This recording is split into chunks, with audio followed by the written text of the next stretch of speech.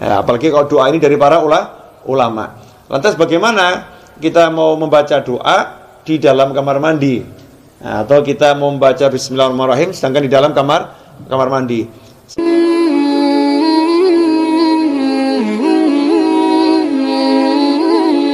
Membahas pertanyaan masih seputar wudhu.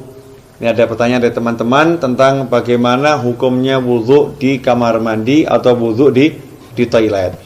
Karena tidak semua orang punya ruangan khusus untuk wudhu. Dan memang anehnya kita ini ya. Kita ini kalau bangun rumah ada ruangan untuk mandi, ada ruangan untuk masak, ada ruangan untuk tidur, ada ruangan untuk ngopi. Tapi untuk ibadah yang paling penting sholat, musola enggak ada. Kemudian fasilitas untuk sholat, wudhu juga tidak disediakan khusus. Ini kita kelemahannya. Menyikapi hal itu, maka timbul pertanyaan, kalau wudhunya tidak di ruangan khusus, ya tidak di ruangan khusus untuk wudhu atau enggak punya padasan. Kalau orang Jawa dulu punya padasan ya, gentong yang ada lubangnya di bawah, ditaruh di halaman untuk minum atau untuk wudhu. Kalau enggak punya seperti itu, adanya kamar mandi, adanya toilet, atau ketika di mall atau di pasar, wudhunya tidak di tempat khusus wudhu, tidak di luar ruangan, tapi di dalam toilet, di dalam kamar mandi, atau di dalam WC kalau bahasa umumnya ya. Kira-kira seperti apa? Sah tidak wudhunya? Kalau ditanya wudhunya sah atau tidak, maka wudhunya sah kalau memang syarat-syarat sahnya wudhu dipenuhi, kemudian hal-hal yang membatalkan wudhu tidak dilakukan, wudhunya sah-sah saja. Tetapi timbul masalah, orang wudhu itu ada sunnah-sunnah dan ada adab. Di antara sunnah-sunnahnya adalah membaca Bismillahirrahmanirrahim di awal wudhu seperti yang sudah dijelaskan. Kemudian nanti ada doa setelah wudhu. Dan ada adab-adab yang diajarkan oleh para ulama. Ada ulama-ulama yang menyusun doa-doa ketika basuh wajah, doa ketika berkumur, doa ketika membasuh tangan, doa ketika membasuh kaki, seperti yang dijelaskan oleh Imam Ghazali dalam kitabnya Bidayatul Hidayah. Jadi memang doa-doa itu tidak diajarkan Rasulullah SAW, tapi orang diajarkan untuk berdoa kapanpun ya. Ya, apalagi kalau doa ini dari para ulama. Lantas bagaimana kita mau membaca doa di dalam kamar mandi?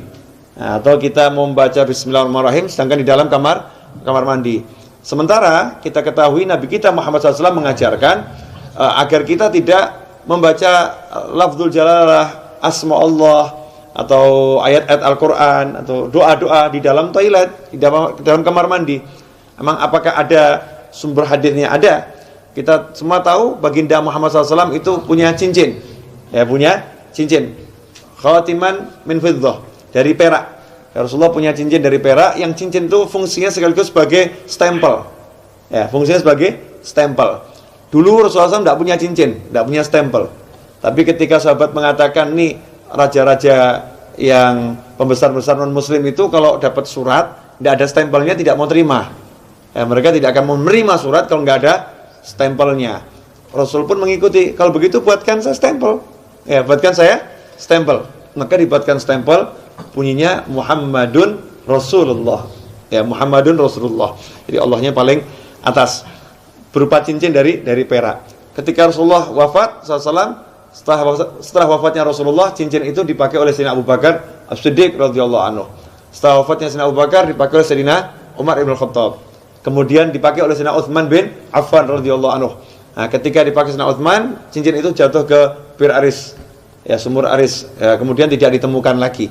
Nah, apa dasarnya? Ketika Rasulullah masuk ke khala, ke tempat buang hajat, Rasulullah selalu melepas cincinnya. Jadi ketika masuk ke tempat buang hajat, Rasulullah SAW selalu melepas cincinnya, karena di cincinnya itu ada tulisan Muhammadun Rasulullah. Kalau membawa tulisan aja tidak dianjurkan, apalagi mengucapkannya. Ya, membawanya aja tidak dianjurkan, apalagi mengucapkannya. Berdasarkan hadis tersebut yang diriwayatkan oleh Imam Al-Hakim, ya, dalam kitabnya Al-Mustadrak Al-Sahihain. Di situ beliau menyatakan, anna Rasulullah labisa khatiman naqsuhu Muhammadur Rasulullah, fakana idza dakhala al-khala wada'ahu. Kata Al-Hakim dalam kitab Al-Mustadrak, Az-Zuhri menyebutkan bahwasanya Rasulullah SAW punya cincin yang tulisannya adalah Muhammadun Rasulullah. Idza dakhala al-khala wada'ahu. Kalau masuk ke khala, ke toilet, Rasulullah SAW selalu melepaskan cincinnya tersebut. Hadits ini sahih menurut syarat Imam Bukhari dan Muslim, tapi tidak dicantumkan dalam kitab hadis Bukhari maupun Muslim. Maka ditulis oleh Al-Hakim dalam kitabnya Al-Mustadrak yang disusulkan hadis-hadis yang disusulkan. Sebetulnya menurut Bukhari dan Muslim sahih, tetapi belum atau tidak dicantumkan dalam kitab Bukhari maupun kitab Muslim. Nah, hadis ini menunjukkan memang kalau masuk kamar mandi jangan bawa tulisan yang mengandung nama Allah atau nama Rasulullah Shallallahu Alaihi Wasallam. Dari sini ulama kemudian mengambil kesimpulan kalau membawa tulisan nggak boleh, apalagi membacanya. Bukan haram ya, tidak boleh dalam arti tidak beradab atau kurang sopan. Karena itu seyogyanya jangan berwudu di toilet, seyogyanya.